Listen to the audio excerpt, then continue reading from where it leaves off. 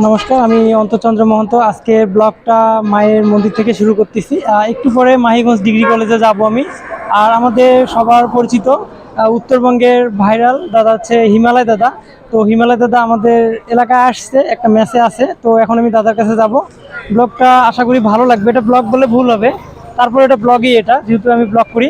আর এখন আমি যাব দাদার কাছে। দাদাকে নিয়ে আমরা মাহিগঞ্জে যাব, সেখানে সমাবেশে চলে যাব, রংপুর বিভাগীয় মহাসমাবেশে যাব। সো সঙ্গেই থাকুন। আমি দাদার কাছে চলে এসেছি, এখন দাদার কাছে যাব, দেখবো যে দাদা ফ্রেশ হলো কি না। কি দাদা, কি অবস্থা?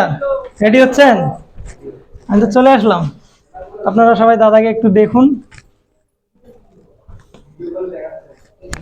এখন দেখি দাদা কি করতেছে। দাদা আপনি কি করতেছেন? এই তো মোবাইল চাপতেছি। এ হে দাদা, আপনি যাবেন না? এখনো ফোন টিপতেছেন?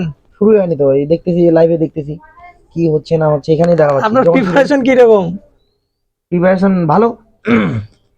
মানে আসছি যেহেতু যাবো, ওখানে যেভাবে হবে ওখানে সেভাবেই করব। আচ্ছা, একটু ফার্স্ট রেডি হন, এখন আমরা চলে যাবো সবাই মিলে। নাকি সবাই রেডি হচ্ছে? আমরা একটু পরে বের হবো।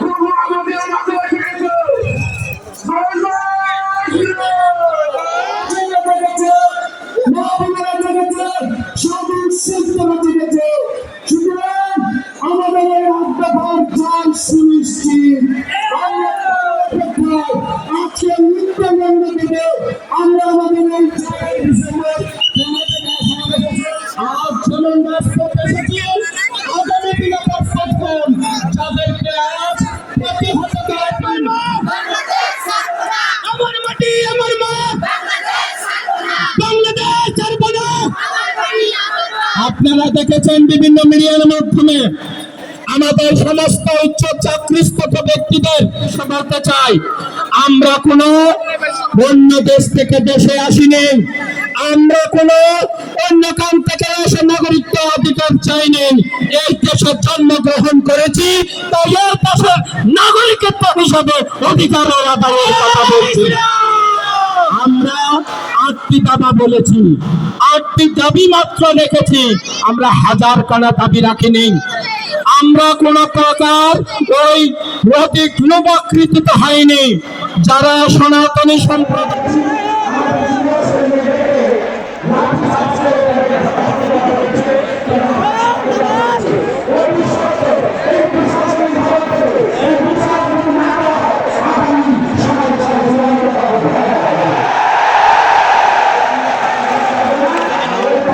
ভালো করে জানলো,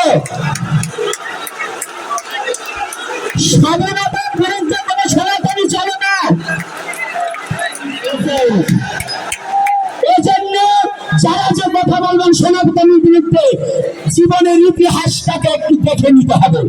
ইতিহাস না দেখে সনাতন বিধান উপনিষ্ঠা কোথায় যে একটা জাতির প্রতি এত বড় কথা বলতে পারে, এরা কি সন্ত্রাসী নাকি?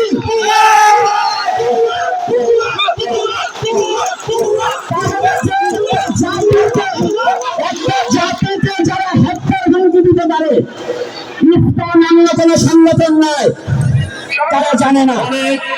বাজে কথা, বাজে বকা আমরা পেয়েছি, তবে সাংগঠনিক ভাবে কোন উৎপীড়ন আমাদের হয়নি। এটা বিধিমন্ডলী এমত অবস্থায় আমার বক্তব্য আমি দীর্ঘায়িত করতে চাইবো না।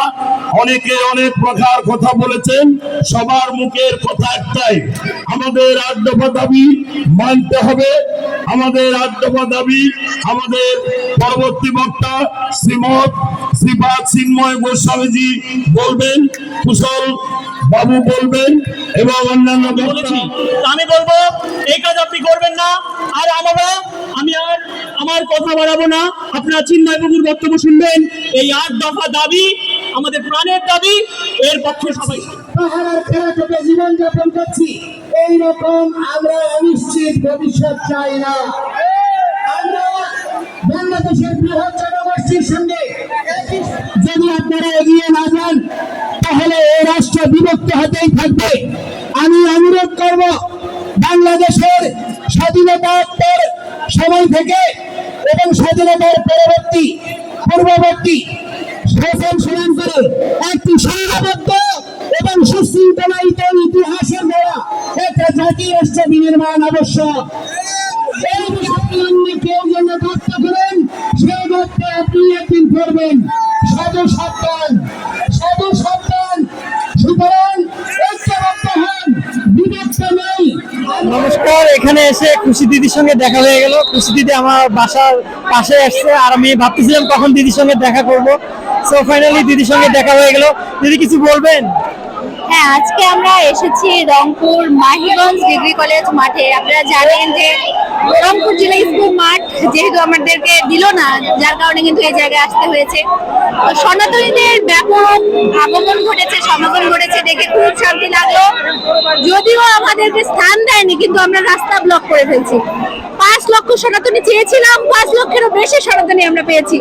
তো সার্থক হলো আমাদের সমাবেশ। আশা করি এভাবেই আমরা এগিয়ে যাব। আমাদেরকে অবশ্যই সমাবেশে যুক্ত হতে হবে এবং 8 দফা দাবি আদায়ের জন্য আমরা যেন প্রাণপণ লড়াই করে যেতে পারি এবং এটা যেন আদায় করে যেতে পারি।